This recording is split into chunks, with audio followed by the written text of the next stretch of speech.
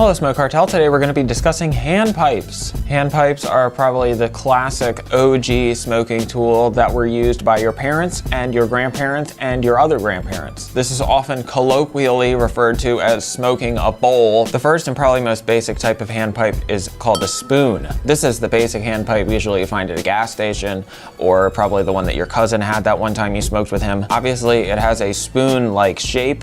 It also has a very deep bowl right here, and it has a carb on the side, and the stem is pretty short. So this is the easiest, most portable way to smoke, but also you're getting dry, pretty harsh smoke because there's not a lot of filtration. It also just has this one very tiny hole which gets plugged up with resin very easily. Pros of having a spoon is that they are affordable. Probably any design you could possibly fathom in the universe is represented somehow by some type of spoon. Some of them have little frogs on them. That's not a large category, and their size. They're really good for beginners, but you pretty much take smoking down to its basics. Cons of having a hand pipe: they clog easily, they get dirty pretty quickly, dry, harsh smoke. Again, they're very easy to clean. They're much easier to clean than a larger piece. The next one is called a Gandalf. Gandalfs are very long, ornate pipes named after everyone's favorite bearded fantasy character, Dumbledore. Pros of having a Gandalf: you get kind of a smoother smoking experience because of the long stem, which kind of filters the smoke as it goes from the bowl into your mouth. They're affordable. They're really not too much more expensive than hand pipes, even though you get a lot more with it. Cons are they're a little large, so they're not easy to travel with or store, and they can break easily. I mean, look at this thing. They're pretty thick, so if you're careful, it's usually not a big deal. What? No, I'm just kidding. The next one is called a Sherlock. One of the best things about a Sherlock is that it makes you feel like a detective solving a murder or a very thoughtful professor, and also has a curved design. Pros of having a Sherlock are the curvature. The steep curve cools the smoke before it gets to your mouth, and the steeper the curve, the cooler the smoke. The angle of the curvature can also have an impact on the flavor of the smoke, and obviously the design. So every Sherlock is going to be a little different. They're comfortable.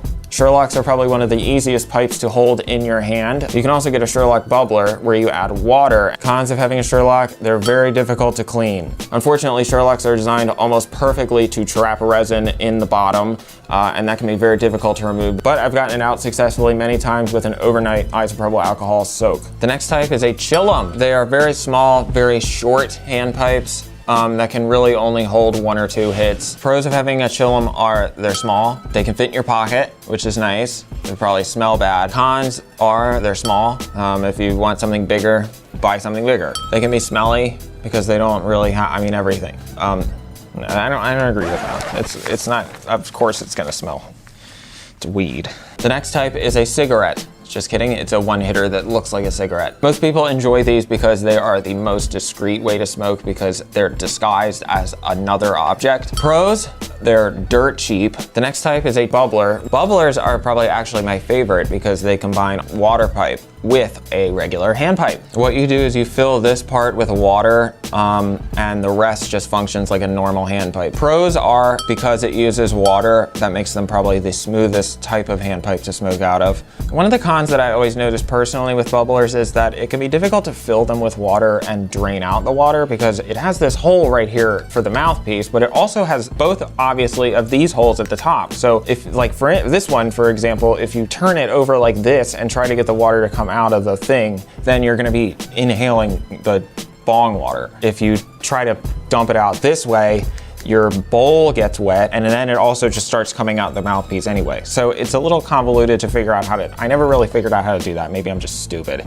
I mean, my little paper says that it can break easily, but I personally don't think they're that easy to break. They're very thick and they're bigger. So that's our very basic overview of hand pipes.